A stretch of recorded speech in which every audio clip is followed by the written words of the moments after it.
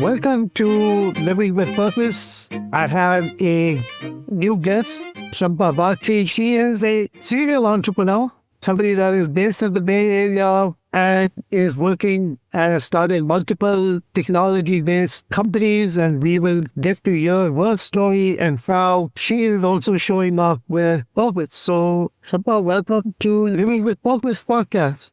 Thank you. Thank you so much, Akhtar. Thank you for having me. It's an honor. So let's start. Tell us about your journey. So you grew up in India, you went to university there, but start off with your growing up, where you grew up, the environment in which you grew up, some formative events that took place in your life, and then we kind of talk all the way to today. Yeah, absolutely. If you think about the most formative event for me, I like to think that happened about 5 generations ago. And that was when my grandfather's grandfather, his name is Shampa Bagchi, he was in the state of Assam. There was this little village called Dibrugarh. At that time, if you remember, this was the late 1800s. And at that time, there was this turmoil in India. And in 1857, there was the Sepoy mutiny. And Shampa Bagchi, who was a lawyer and an educator, he decided to fight back against the British colonizers. And it's very interesting, really, the story, because he was a very, very well-known lawyer. And the Bar Association that he established at that time, it stands till date. And it's one of the very famous bar associations of India, the Dibrugarh Bar Association. Similarly, he was also an educator. He started the first school in Dibrugarh, and he was the first headmaster there. And he was really well established. But when he decided to become a rebel and fight back against the British, instead of using, these were all very good tools, to kind of make an impact on his community. But when he decided to make that real impact, he decided to become an entrepreneur. He decided that I'm going to build a business to fight back against the British, hit them where it hurts.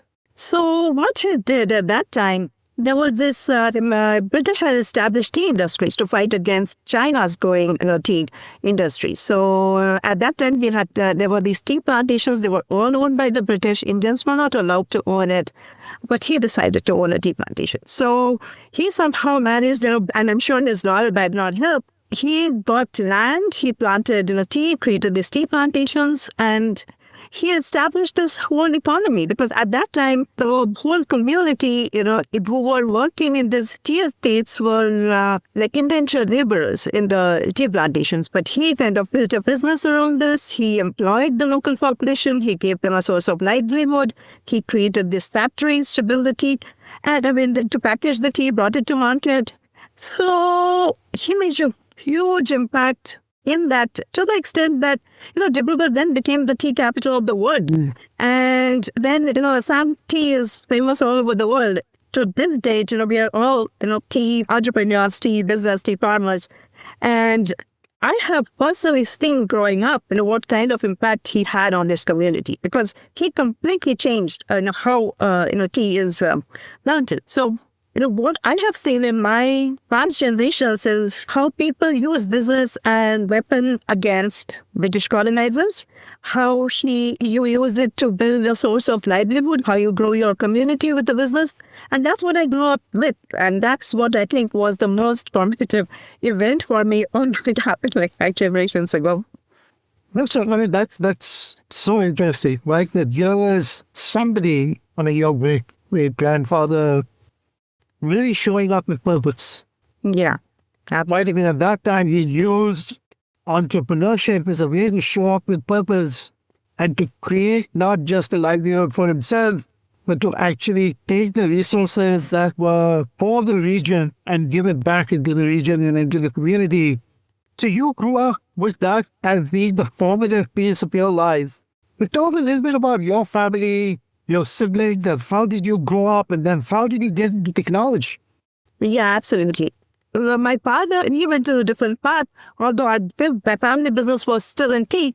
But so he moved to Gujarat, which was completely the opposite side of India. And I grew up in Gujarat and I studied computer science. So that was my background. And that was really quite exciting too. I didn't really mean to go into computer science. My passion was physics. And I wanted to go into nuclear physics. And somehow I had appeared for this All India test. I managed to get through. There was like this 1 month available where I could try this out before my classes began. So, but when I started my computer programming class, my first computer program, and I was completely blown away. And I knew that this is what I'm going to do, because what I found fascinating is that you could use this program and you could take this problem and use this program to solve that problem in a completely different way, which nobody has thought about. Although the problem at that time it was very small, but you could kind of figure out that there could be this large scale problems which you could your own solution to, you could solve it in your own way. And that fascinated me. And the other thing was also using this, what I realized that you could have an impact all over the world. Any other career options available to me at that time was that, I could have an impact, but that would be limited to my corner of the world. But using this, so I could be sitting here and somewhere in some remote village in Poland would be able to use my solution and solve his issues, and maybe someday grow in his business. So that was absolutely fascinating to me, and that's why I decided to go into technology. And so where did you grow up in Gujarat? Was it in Baroda where you went for schooling or somewhere else? Yes, no, I was in Baroda. I grew up in Baroda, and then I did my schooling in Baroda. Give a little flavor about how you grew up, where you went for schooling, what were some of the things that interested you before you went into college? Why nuclear science? I didn't have any sibling. I'm the only child. So I was introverted. My schooling, I don't know, it was Navratna School in Baroda. I don't know if you've heard of it, but it was like nice, very, very, nice childhood. My father was an IOC, so we were in a very pretty, townships, very, very nice neighborhoods. And then I was in school, I was in hostel. After passing out, I did my computer applications over there, my master's in computer applications. And then I took my first job in Delhi. And in my first job itself, within a few months, I was here in US. I found myself in US with a job offer in hand and literally $100 in my pocket. And then that's when my story in US began. So talk a little bit about that, right? So you get a job in Delhi and then you suddenly come and get a job in the US. How did that work out? Because that's not that easy. Yeah, the story really is that I didn't really want to come to the US, but my company saw fit, when I joined them. So they decided to send me, into a project, over here because, to the extent that I was really not giving them my passport because I wanted to stay in India for some time, at least, work in India for a few years. But my company saw this project, which they said, was really, they wanted me in US because they thought, I'll do better over there. And so that's where they sent me. And I came here and then landed here, like I said, nothing other than, that job. And that's how I stayed over here for some time, began to move around to other jobs, started working in the industry, and that's how things happened. So talk a little bit more about it, right? So you come here, and where did you first land as far as this consulting job that you were doing? So I landed in LA. Then within a couple of months, I was posted, I came here actually to the Bay Area. And then from Bay Area, I went to Korea for some time, for a couple of months, to work on Lucky Gold. I was working on Oracle implementations at that time, Oracle application implementations. And then I joined Cisco. I stayed for quite a few years in Cisco, worked there. And then slowly, in Cisco, I was building this, implementing Oracle application. Somehow I was always, working on the area in the customer advocacy and the sales team. So they were kind of building the layer on top of Oracle applications to deal with customers. And, Cisco was a pioneer at that time. I'm talking about, very late 1990s and early 2000s. Then after that, I worked on very large scale applications for a long time. But then, there was always that entrepreneur bug behind me, which, I had to build a business. So I quit Cisco, founded Core Links, which was a boutique software firm. We were building custom software for small and medium businesses. Talk a little bit more about that. How long has the company been? What kind of products do you have? How is that making people lead with purpose? I really loved my thing that we were doing, right? So we got to this custom requirement, we built products for them, or we built custom applications for them. And then slowly what was emerging, what I began to notice is that we were kind of always building this software which addressed a business's relationship with a customer, but it was a small piece of it. So, for example, I would build something like need management. They would need something for need management. We would build that. Or so could be, for pipeline tracking, or it could be for customer service, or these were all these little pieces that we're building. But if we take a step back, what I began to notice, we were literally building little pieces of what taken together would be a CRM.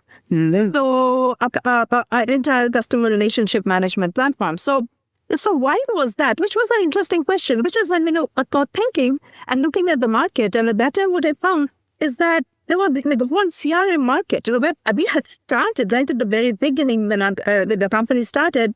Really, CRM was not even known as a CRM. It was a very nascent time for CRM. But slowly, as the awareness kind of came up, what we noticed, there were the CRMs which were at one end, like electronic contact management system. So there was really a database, nothing more than that.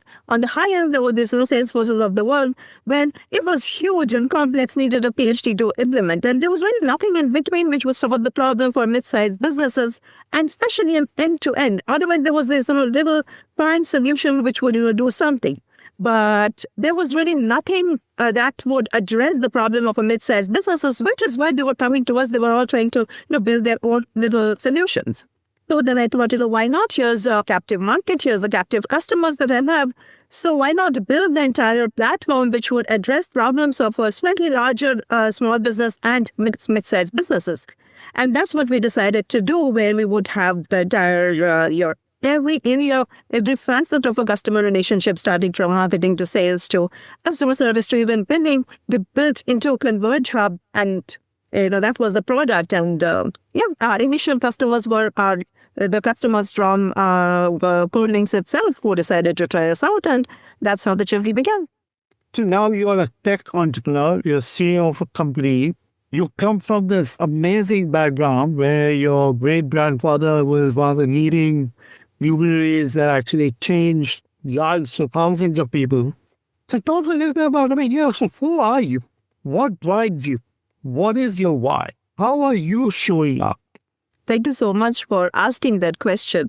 The impression of it has become, here you come and build this product, make a quick buck and exit. I know. But, you make your money and leave, and then you do your thing. For me, that was never the case. This was my thing always. So my goal in life, and especially coming from that background, was to have that impact, because I have seen what impact entrepreneurship can have. And I just wanted to expand that on a global stage, maybe make it bigger, if you will. So my mission has always been to empower entrepreneurs, to empower business owners to do their thing better, to succeed, to have them make an impact. And hopefully, somehow, by helping businesses grow, helping businesses help their customers, maybe, I help a business and that business grows, and that business, hires more employees and is able to help their customers and is able to make a difference in that, their community. Somehow, to me, I'm starting that chain reaction. I'm acting as that catalyst, which will somehow impact different corners of the world and improve it for the better. So it's never been for the money for me. I've never gone for funding. It's always been bootstrapped, and always wanted to make that difference to people's life through kind of starting that chain reaction where either other entrepreneurs and other business owners succeed. And that's what drives me always, regardless of how difficult the time has been. I have seen a lot of difficult times. That's always been my mission. Share a little bit about you as a person and your personal life. Who are you? What do you do besides work? My passion beside building my business is, you could guess, it's because I'm coming from that farming, from that kind of a background. It's always been a garden and plants. People see some from my background, Why? I'm there. So my whole house is, filled with plants and books. Those are my two passions, and you can see that in my environment already. And I love, mostly I take care of my garden. I do a lot of gardening. I love traveling, and then I love traveling in India. Whenever the time comes, my development team is based out in India, and I go there at least probably 4 or 5 months of the year. I'm over there going to work, sitting side by side with them, working, and I travel in India too. So that's who I am as a person. It's mostly between that and growing my business Family? with my family. I have a husband. I have a daughter. Yeah. And how old is your daughter?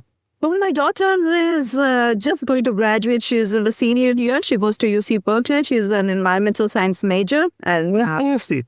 yeah. She's an environmental science. In fact, she is very much into, maybe that's come from me, the environmental science background. So she's into reviving indigenous science. And she's recently gave a speech actually in the Pioneers Conference. She's speaking to this 3,000 people about my family history, how we revived, the traditional indigenous knowledge and how that completely changed the tea industry in Assam. So yeah, she's very much into this too. So I'm glad it's continuing into the next generation. I was able to write that.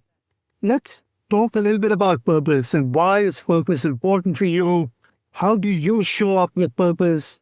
And how has purpose allowed you to function, especially when times get tough? Excellent question, because for me, times have got very tough. There was a time when, I went through a bankruptcy, came this close to losing the house, or even for the business, because we launched ConvergeHub, in 2016-17 timeframe, when we began to get very good traction. 2017, 2018, 2019, very good years. We were going really high up. But then, we kind of focused on this because we were getting a lot of traction in the fintech sector. Those were our primary customers. We were kind of focusing on that niche. Then 2020 COVID hit, which we lost 90% of our customers just like that. So that was a difficult time too. And even before that, when I went through this bankruptcy, when I went through a lot of financial struggles, rebuilding always, multiple times I rebuilt, especially even after COVID, when I had to rebuild. And that was especially difficult because I had put in a lot of resources into relaunching ConvergeHub, building the next version of ConvergeHub. So we were at that critical stage where we were just building the product wasn't ready. We were beginning to build it, and which when I lost my customers, I lost my my team due to COVID, and they lost a couple of years, had to rebuild again from scratch. But through all of this, I think what really helped me survive is that never forgot the real reason why I'm doing this. And I think that's what it is all about. If even while you're focusing on the little pieces of your business, the day-to-day tasks, which can be infuriating sometimes, very annoying.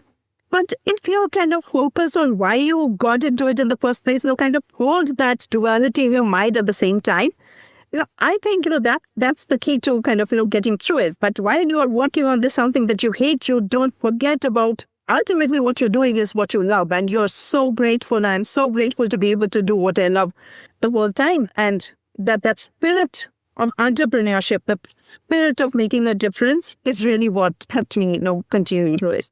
One of the things that I believe is that purpose is what drives you. Right, absolutely. Right? And purpose becomes actually far more important when the times get tough. Absolutely. Because that's where you really are able to dig deep into yourself and treat purpose as a renewable source of energy. It's really great that you say that. I would like to share a story with you, and which is one of my formative stories as an entrepreneur, and I'll never forget this. I started my business. I decided to have my team in India. I was kind of trying to balance that, my life here and my life in India. And at that time, I went through a very bad phase because the guy I had trusted a lot had kind of ditched me, stole the money, went away. And I was like, is there a point even? Why don't I just hire my team back in US? Or why the hell am I doing this? Why do I could have such a life like just working with these companies, earning a great salary. Why am I struggling like this? You get your answers that you're looking for. I'm a firm believer in this. what had happened is, and I had gone somewhere that very day, and it was really not in a good place at that time. And in India, where they have, these little people selling trinkets, beside you, my car was parked. I was sitting in the car waiting for something. And this guy, he came up, he was selling these toys for children, balloons or some little trinkets for children. And somehow, I felt he was standing and kind of telling me to buy it. I was feeling kind of bad for him. He was trying to succeed in his own way. And I was like, okay, give me, I guess each of his toys probably cost ₹1 or something like that. I said, okay, give me the entire thing. I'll buy your entire inventory kind of thing. So I just said, okay, give me the whole thing. Oh, no, not really. What I really said is that give me the whole thing. And I handed him the money when he was giving me. But I said, I don't really need your thing because I truly have no place to keep it. So like, okay, you do it, but you just resell it. You keep my thing. But I gave him the money. And he kind of turned back immediately. He said, I'm not a beggar, I'm an entrepreneur. I'm a businessman. This is not, you keep your money. I don't want to sell to you because I'm an entrepreneur. I'm a businessman. I don't want your money. I don't want free money. So that kind of, I got goosebumps at that time. And I realized what being an entrepreneur really is. So if this guy could do it, that is exactly what being that spirit that never dies within you. And I was like, okay, no, I'm still an entrepreneur and this is not going to make me give up. And, I kind of bounced back from there. So that's wonderful. Thank you so much for sharing that story because these stories really make these podcasts come alive. Yeah, absolutely. Because people actually want to see the humanity that's behind what people are doing. So we will come to a close with our time. So let me ask you your one golden nugget, a piece of wisdom that you live by that you want to share with our audience. So what I would love to say is that, when, especially for those who are already business owners probably and, who are thinking of going in business, what I would say is define your goal, define your mission, your why, and let that drive you because there is money there. You can probably make money or probably you will not. You don't really know. But if you're really going into it for the money itself, you will, if you're lucky enough to make a quick buck, make a quick exit, good enough. But if you have to sustain for the long run, just going in it for the money will not, help you sustain. If you're in it for the long run, define, know what your passion is, what is your end goal in life, and want that duality in your mind, like I'm saying, because times will get tough, but, in those tough times, if you can remember your why, you will get through it. Winston, thank you so much for sharing and being part of this podcast. Again, to our listeners, purpose is that renewable source of energy that continues to drive humanity forward. Purpose is not something that you discover overnight. It is something that you continuously work on. Focus on your strengths. Focus on your values. Show up for life. Show up with authenticity. Shampa, thank you so much for being part of the podcast. And to our listeners, again, we also have a book series for Living with Purpose. If you want to be part of the book series, reach out to us so that we can share with you the wonderful co-authors that are part of our series. Thank you so much, Shampa. Thank you, Arthur. Thank you very much.